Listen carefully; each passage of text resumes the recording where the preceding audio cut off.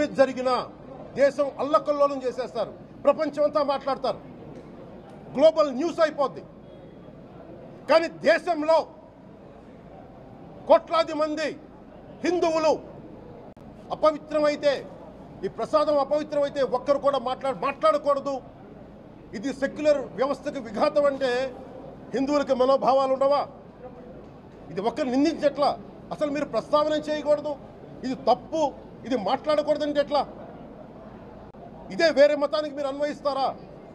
నేను అన్ని మతాలని సమానంగా గౌరవించేవాడిని, ఇస్లాంని గౌరవించేవాడిని, క్రిస్టియానిటీని గౌరవించేవాళ్ళం మేమందరం. సనాతన ధర్మం అని మొత్తుకుంటున్నాం. దేనికి సనాతన ధర్మం అంటే?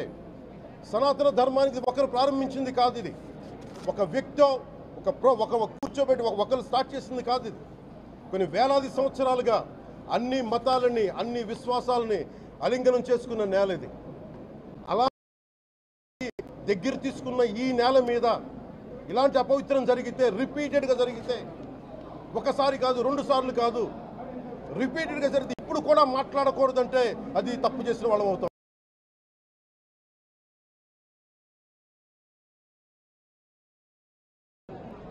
మేము కాదంటలా. టీటీడీ బోర్డు, అప్పుడు టీటీడీ బోర్డు బాధ్యత తీసుకోవాలి.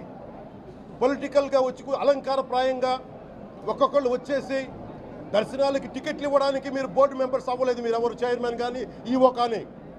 మీరు అక్కడ ధర్మాన్ని పరిరక్షించాలి. మీరు అక్కడ మీ ఇష్టాలకి మీరు కూర్చోబెట్టి మీ ఇష్టాలకి కాంట్రాక్ట్లు ఇచ్చుకోవడానికి మీరు టీటీడీ బోర్డుకి మీరు వెళ్ళలేదు. మీరందరూ, మీ అందరికీ బాధ్యత ఉంది, మీరు నిర్ణయించుకోవాలి. ఎవరికి కోపాలు రావు, ఎవరికి వేదన రాదు, ఎవరికి బాధలు రావంటే కుదరదు. వస్తాయి బాధలు, వేదన ఉంది, మాట్లాడతాం. మర్చిపోకండి ఎవరు.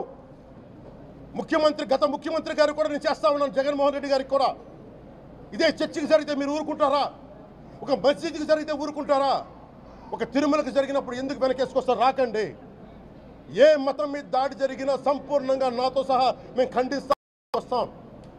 ఇస్లాం మీద దాడి జరిగితే మేము మాట్లాడతాం, క్రిస్టియానిటీ మీద దాడి జరిగితే మేము మాట్లాడతాం, హిందూ ధర్మం మీద, సనాతన ధర్మం మీద దాడి జరిగితే కూడా నేను మాట్లాడతాను. ఇది మొదటిసారి కాదు, మేమందరం మాట్లాడతాం. ఇది ప్రాథమిక హక్కు. ఇది పరస్పర విశ్వాసాలను గౌరవించుకోవడం చాలా చాలా అవసరం.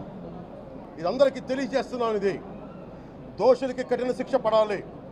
అలాగే ముఖ్యమంత్రి గారు